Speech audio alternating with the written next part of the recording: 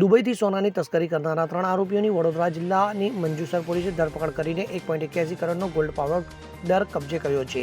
Ahmedabad Vadodara એક્સપ્રેસવેના Savli cut પાસે ઉતારવાના હોવાની બાતમી મળતા મંજુસર પોલીસે તસ્કરી કરીને આવનારા 2 વ્યક્તિઓ સાથે અશોક પ્રજાપતિની પણ ધરપકડ કરી છે. તો આરોપીઓ પાસેથી દારૂની બોટલ અને સિગારેટનો જથ્થો પણ મળી આવ્યો છે. જ્યારે આ સોનાની તસ્કરીમાં અમદાવાદ શહેરનો તસ્કર પણ સામેલ હોવાનું પોલીસ તપાસમાં ખુલ્યું છે. તો પોલીસ પાસેથી મળી આવતી જાણકારી અનુસાર અશોક રમણભાઈ પ્રજાપતિ નામનો વ્યક્તિ અલગ અલગ વ્યક્તિઓને દુબઈ ખાતે મોકલી ભારત સરકારમાં કસ્ટમ એક્સરસાઇઝ ડ્યુટી ભરવી ન પડે તે માટે લગેજ બેગમાં ચોરી છુપીથી સોનું સંતાડી ભારતમાં ઘુસાડી સોનાની હેરાફેરી કરાવે છે. તો પોલીસે તમામને દુમાણ પોલીસ ચોકે લાવી અને તેમની બેગોની ચકાસણી કરતા તેમાંથી વિદેશી દારૂ, અલગ અલગ બ્રાન્ડની ઇલેક્ટ્રિક સિગરેટ અને મોજામાંથી 1 કિલો 800 ગ્રામ સોનાનો પાવડર ઉપરાંત લેપટોપ, કપડાં અને ચોકલેટ, ખજૂર, કાજુ સહિત અન્ય સામાન મળી આવ્યો હતો. ત્યારે પોલીસ પૂછપરછમાં આરોપી વિપુલ અને હરિશ્ચંદ્રએ વિદેશી દારૂ અબુધાબી ઇન્ટરનેશનલ એરપોર્ટ અને અમદાવાદ એરપોર્ટથી ખરીદ્યો હોવાનું જણાવ્યું હતું અને સિગરેટ દુબઈ અબુધાબી એરપોર્ટથી ખરીદીને અશોક પ્રજાપતિને આપવાનું જણાવ્યું હતું. ત્યારે અમદાવાદ શહેરના રખિયાલના શુબર આલમ, ગૌર આલમ રાજપૂતે દુબઈ ખાતેથી ખરીદીને પોતપોતાના પગમાં મોજા સંતાડીને દુબઈથી અમદાવાદ લાવ્યા હતા. તો શુબર આલમે તેની પાસે રહેલું સોનું વિપુલ પટેલને આપી તમામ સોનું